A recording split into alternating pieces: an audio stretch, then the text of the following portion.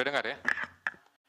Ya baik, terima kasih untuk Mas Tessa, rekan-rekan wartawan, jurnalis, koresponden semua dari beberapa media yang hari ini hadir. Assalamualaikum warahmatullahi wabarakatuh. Waalaikumsalam warahmatullahi Salam, Om Swastiastu, salam sejahtera untuk semuanya, salam sehat. Kesempatan sore ini saya akan menyampaikan penjelasan tentang pengembangan perkara tindak pidana korupsi memberi hadiah atau janji kepada pegawai negeri atau penyelenggara negara, yaitu Wahyu Setiawan selaku anggota Komisi Pemilihan Umum Republik Indonesia periode 2017 sampai dengan tahun 2022 bersama-sama dengan Agustiani Tio F terkait penetapan anggota DPR RI terpilih 2019-2024 yang dilakukan oleh tersangka Harun Masiku bersama-sama dengan Saiful Bahri. Saya yakin semua rekan-rekan sudah tahu karena lama. Sebelumnya disampaikan bahwa tanggal 8 Januari 2020 KPK telah menetapkan 4 tersangka, yaitu Harun Masiku, kemudian Saiful Bahri, Wahyu Setiawan, dan Agustiani. 3 dari 4 ini sudah dilakukan proses dan sekarang sementara sedang menjalani. Kemudian pada saat proses penyidikan terhadap perkara HM dan upaya pencarian DPO HM ini dilakukan secara sangat serius, juga dilakukan tidak mengenal waktu, bahkan banyak melakukan koordinasi dengan berbagai pihak. Penyidik menemukan adanya bukti keterlibatan Saudara HK yang bersangkutan selaku Sekjen PDI Perjuangan dan Saudara DTI selaku orang kepercayaan Saudara HK dalam perkara dimaksud dengan poin-poin penjelasan sebagai berikut. Perbuatan Saudara HK bersama-sama dengan Saudara HM dan kawan-kawan dalam memberikan suap kepada Wahyu Setiawan dan Agustiani. Yang pertama, HK menempatkan HM pada Dapil 1 Sumsel, padahal HM berasal dari Sulawesi Selatan, tepatnya dari Toraja. Kemudian yang kedua, bahwa dalam proses pemilihan legislatif tahun 2019, ternyata HM hanya mendapatkan suara sebanyak 5.878, sedangkan caleg atas nama Rizky Aprilia mendapatkan suara sebanyak 44.402. Kemudian seharusnya yang memperoleh suara dari Saudara Nasaruddin Kemas, ini almarhum pada saat itu meninggal, ini adalah Saudari Rizky Aprilia, ya, karena aturan seperti itu saat itu. Namun ada upaya-upaya dari Saudara HK untuk berusaha memenangkan HM melalui beberapa upaya-upaya. Antara lain, Saudara HK mengajukan judicial review kepada Mahkamah Agung, kemudian menandatangani surat yang bernomor 2576 tertanggal 5 Agustus 2019 perihal permohonan pelaksanaan putusan judicial review. Keempat, setelah ada putusan dari MA, KPU tidak mau melaksanakan putusan tersebut. Oleh sebab itu, Saudara HK meminta fatwa kepada MA. Selain upaya-upaya tersebut, Saudara HK secara paralel mengupayakan agar Saudari Rizky mau mengundurkan diri untuk diganti dengan Saudara HM. Namun upaya tersebut ditolak oleh Saudari Rizky Aprilia. Saudara HK juga pernah memerintahkan Saiful Bahri untuk menemui Rizky Aprilia di Singapura dan meminta mundur. Namun hal tersebut juga ditolak oleh Saudari Rizky Aprilia. Bahkan surat undangan pelantikan sebagai anggota DPR RI atas nama Rizky Aplia ditahan oleh Saudara Haska dan meminta Saudari Rizky untuk mundur setelah pelantikan. Oleh karenanya, upaya-upaya tersebut belum berhasil, maka Saudara K bekerja sama dengan Saudara Harun Masiku, kemudian Saudara Saiful Bahri, dan Saudara Hati, DTI, melakukan upaya penyuapan kepada Wahyu Setiawan dan Agustinus Tio, di mana diketahui Wahyu merupakan kader dari partai yang menjadi komisioner di KPU. Bahkan pada tanggal 31 Agustus 2019, Saudara HK menemui Wahyu Setiawan untuk dan meminta memenuhi dua usulan yang diajukan oleh Saudara HK, yaitu yang pertama adalah Maria Lestari, Dapil 1 Kalbar, dan Harun Masiku, Dapil 1 Sumsel. Ini yang berhasil hanya untuk yang Kalbar saja. Kemudian dari proses pengembangan penyidikan ditemukan bukti petunjuk bahwa sebagian uang yang digunakan untuk menyuap berasal dari Saudara HK. Bahwa dalam proses perencanaan sampai dengan penyerahan uang tersebut, Saudara HK mengatur dan mengendalikan Saudara Saiful Bahri dan Saudara DTI dalam memberikan suap kepada Komisioner KPU Wahyu Setiawan.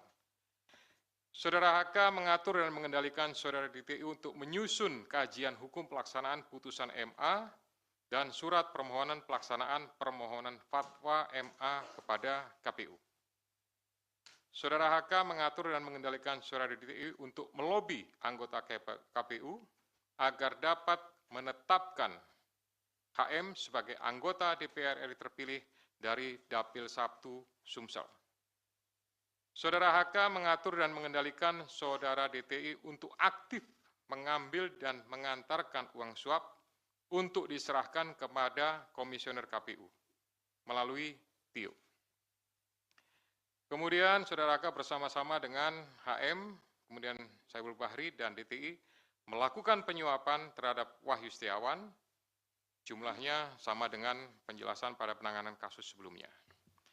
Atas perbuatan Saudara HK tersebut, KPK selanjutnya melakukan proses ekspos dan lain-lain, dan akhirnya menerbitkan surat perintah penyidikan bernomor Sprindik /153/Dik 0.0001 12/2024 tanggal 23 Desember 2024 dengan uraian penyidikan perkara dugaan tindak pidana korupsi yang dilakukan oleh tersangka HK bersama-sama dengan Harun Masiku dan kawan-kawan berupa pemberian sesuatu hadiah atau janji kepada Wahyu Setiawan selaku anggota Komisi Pemilihan Umum Republik Indonesia periode 2017 sampai dengan 2022 bersama-sama dengan Agustiani Tio F terkait penetapan anggota DPR RI terpilih 2019-2024.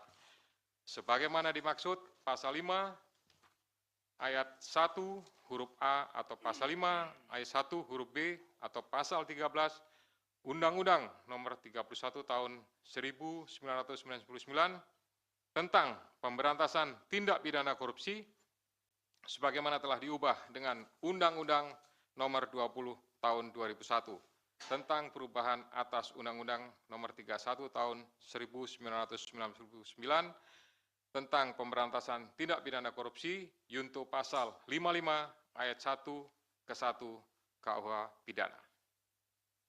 Atas perbuatan Saudara DTI tersebut,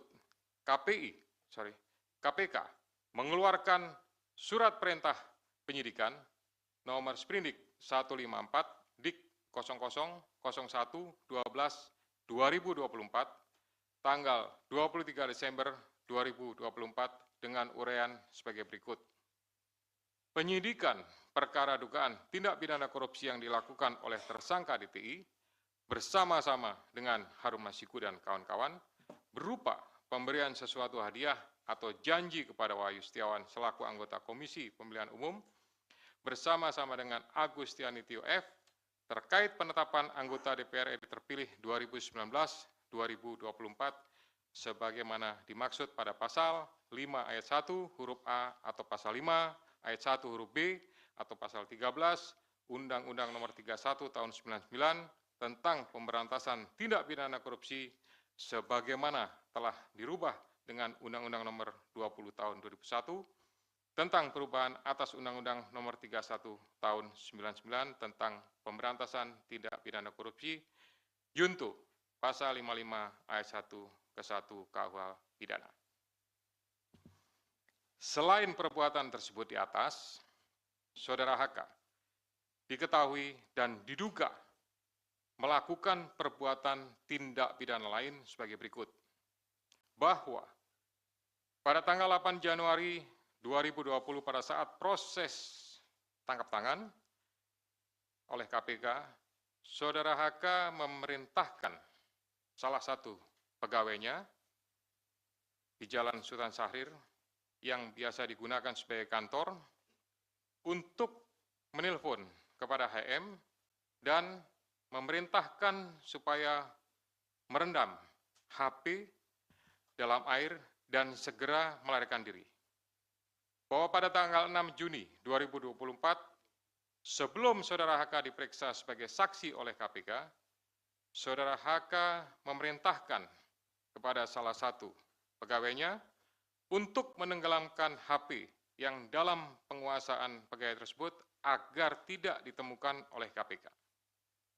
Saudara HK mengumpulkan beberapa saksi terkait dengan perkara HM dan mengarahkan, memberikan doktrin, memberikan penekanan agar saksi tidak memberikan keterangan yang sebenarnya, tidak melebar, dan tidak memberikan keterangan yang memojokkan kepada yang bersangkutan. Atas perbuatan Saudara HK tersebut, KPK mengeluarkan surat perintah penyidikan nomor Sprindik 152 Dik 0001 12 2024 tanggal 23 Desember 2024 dengan uraian penyidikan perkara dugaan tindak pidana korupsi yang dilakukan oleh tersangka HK dan kawan-kawan, yaitu dengan sengaja mencegah, merintangi, atau menggagalkan secara langsung atau tidak langsung penyidikan perkara dugaan tindak pidana korupsi terkait penetapan anggota DPR RI terpilih 2019-2024 yang dilakukan oleh tersangka HM bersama-sama dengan Saiful Bahri berupa pemberian sesuatu hadiah atau janji kepada pegawai negeri atau penyelenggara negara, yaitu Wahyu Setiawan selaku anggota Komisi Pemilihan Umum Republik Indonesia periode 2017-2022. Bersama-sama dengan Agustiani Tio F. sebagaimana dimaksud dalam pasal 21 Undang-Undang Nomor 31 Tahun 99 tentang pemberantasan tindak pidana korupsi sebagaimana telah diubah dengan Undang-Undang Nomor 20 Tahun 2001 tentang perubahan atas Undang-Undang Nomor 31 Tahun 1999 tentang pemberantasan tindak pidana korupsi junto pasal 55 ayat 1 ke 1 KUH pidana. Demikian rekan-rekan media semua yang dapat kami jelaskan pada sore hari ini. Saya didampingi dengan Direktur Penyidikan, Pak Asep. Ya, selanjutnya saya kembalikan kepada Pak Jubir, Pak Tesa untuk pengaturan diskusi pada pelaksanaan konferensi pers sore ini. Terima kasih. Assalamualaikum warahmatullahi wabarakatuh. Waalaikumsalam warahmatullahi wabarakatuh. Baik, terima kasih banyak untuk Pak Ketua. Selanjutnya kita persilahkan sesi pertama terlebih dahulu 3 penanya untuk perkara yang baru saja dipaparkan. Ya, nggak keluar dari perkara yang baru saja dipaparkan. Silakan, Mas Chandra dulu. Ya, saya Chandra dari medcom.id, Media Indonesia dan metrotvnews.com. Mau nanya, kenapa baru sekarang Hasto ditetapkan sebagai tersangka? Padahal kalau dari penjelasan Pak Setio tadi jelas banget keterlibatan dia sudah diketahui dari pas OTT. Kenapa baru setelah 5 tahun dia ditetapkan sebagai tersangka? Terus sebelumnya Pak, kalau menurut kami ini adalah intimidasi dari Ketua Umum PDIP Megawati Soekarno Putri yang bilang kalau Hasto ditahan atau ditangkap oleh KPK dia akan datang ke sini. Bagaimana KPK menanggapi itu dan apakah KPK melihat itu bagian dari intimidasi dari Ketua Umum PDIP itu tersebut? Terus yang ketiga, kalau dari penjelasan Pak Setio tadi berarti udah sangat rinci keterlibatan Hasto. Nah, seharusnya kasus ini udah lama, kapan Hasto bakal ditahan? Karena terlihat sangat rinci gitu perkara ini. Belakangnya. Terima kasih, selamat sore Pak. Saya Yeyen dari forumkeadilan.com. Paling menambahkan pertanyaan dari Bang Chandra tadi, soal penetapan Hasto sebagai tersangka ini apa ada kaitannya dengan politisasi gitu Pak? Karena jubir PDIP itu pernah mengeluarkan statement yang katanya berkaitan dengan Kongres PDIP tahun 2025. Ada pihak-pihak yang berusaha mengganggu jalannya Kongres tersebut. Apakah ada sangkutan politisasinya Pak? Terima kasih. Satu lagi. Siapa? Hah? Tadi Mbak siapa? Maaf, Mbak. Yeye. Yeyen apa Yuyun? Yeyen dari Forum Keadilan.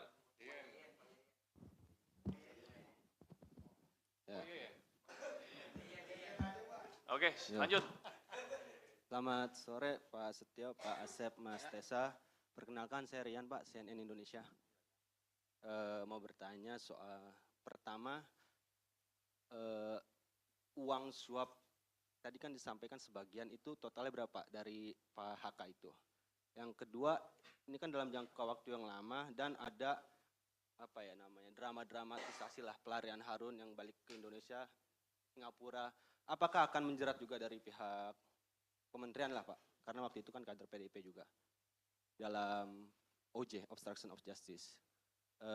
Yang ketiga, dalam menindaklanjuti sprindik baru ini, apakah KPK sudah berkirim surat ke imigrasi mengenai pencegahan ke luar negeri terhadap HK dan DTI ya, dari Doni Tri Istiqomah.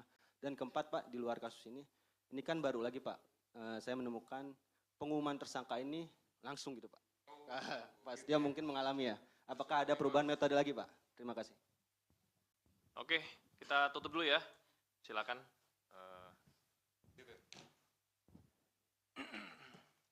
Baik, pertama, kenapa baru sekarang? Ya, jadi kalau rekan-rekan melihat, gitu, kasus ini kan sejak 2019 sudah ditangani, gitu. Tapi kemudian baru sekarang. Ini karena kecukupan alat buktinya, gitu. Tadi sebagaimana sudah saya jelaskan di awal, penyidik lebih yakin, gitu. Kemudian setelah pada tahap proses pencarian BPU Harun Masiku, gitu.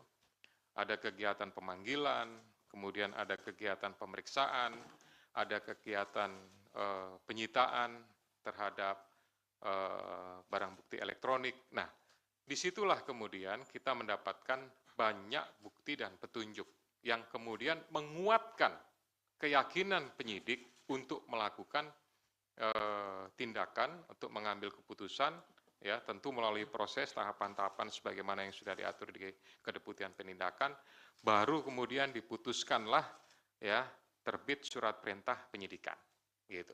Jadi sebetulnya alasan pertimbangan itu. Kemudian sampaikan masalah intimidasi, ya kami murni melakukan proses penegakan hukum saja, gitu ya. Saya yakin Kedeputian Penindakan sudah melakukan ini dan ini juga menurut saya bagian daripada isi dari memori serah terima yang kami terima dari pejabat lama. Jadi sebenarnya kami juga tinggal melanjutkan saja lah, kira-kira seperti itu. Terakhir tadi Mas Janet sampaikan, penjelasan sudah sangat rinci, kemudian kapan ditahan, tentu itu nanti Pak Asep yang akan menentukan. Pimpinan juga tidak punya kewenangan untuk melakukan intervensi kepada penyidik, karena penyidik adalah independen, gitu. Silahkan nanti Pak Asep kalau mau tambahkan terkait masalah kapan ditahan, tapi pastinya ya kita melakukan proses itu sesuai dengan ketentuan yang ada.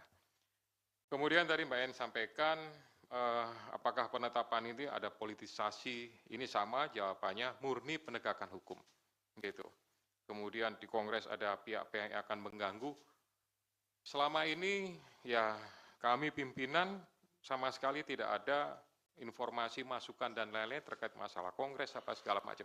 Kami hanya mendengarkan proses ekspos dan jalannya ekspos, alhamdulillah, puji syukur kepada Tuhan, dihadiri oleh semua pimpinan, lengkap, termasuk dari kedeputian yang lain, ya. Jadi posisinya artinya kedeputian di penindakan, tapi dari direktoratnya lengkap, gitu, ya. Sehingga menurut saya keputusannya diambil secara bulat, dan itulah yang menjadi sprindik tersebut.